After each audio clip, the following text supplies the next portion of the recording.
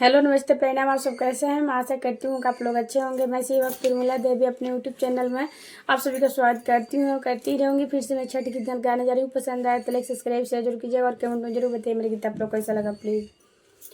जोड़ी के हथावा बेटा ले संगावा हम अरज करिना। जोड़ी के हथावा बेटा ले संगावा हम अरज करिना।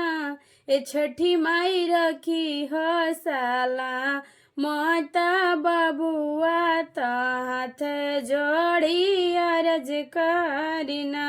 ए छठी माई रखी हसाला माता बबुआ त हाथ जोड़ी अरज करिना। तना मनाया सलाई कोने छठ बारतिया। तना मनाया सलाई कोने छठ बारतिया। हे छठी मैया ना छठी माई रखी हसाला माता बबू हुआ तो हाथ जोड़ी अरज करिना। छठी माई रखी हसाला माता बबुआ तो हाथ जोड़ी अरज करिना। जोड़ी की हथावा सिंधुरा ले संगावा। जोड़ी की हथवा सिंधुरा ले संगावा हम अरज करिना। छठी माई रखी हसालामत मोरे सिंधुरावा त हाथ जोड़ी अरज करिना।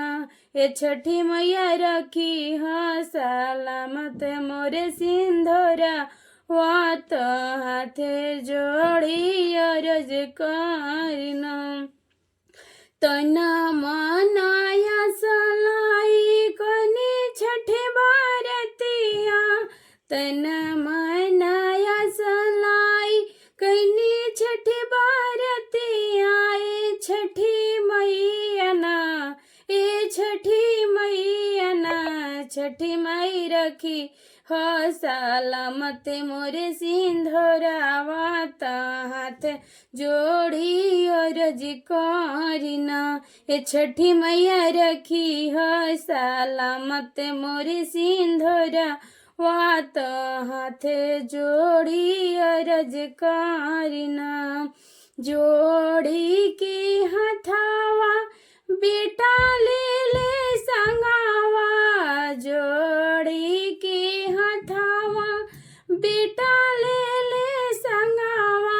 हे छठी मैया ना छठी माई रखी हसा लामाता बबुआ त हाथ जोड़ी अरज करी हो।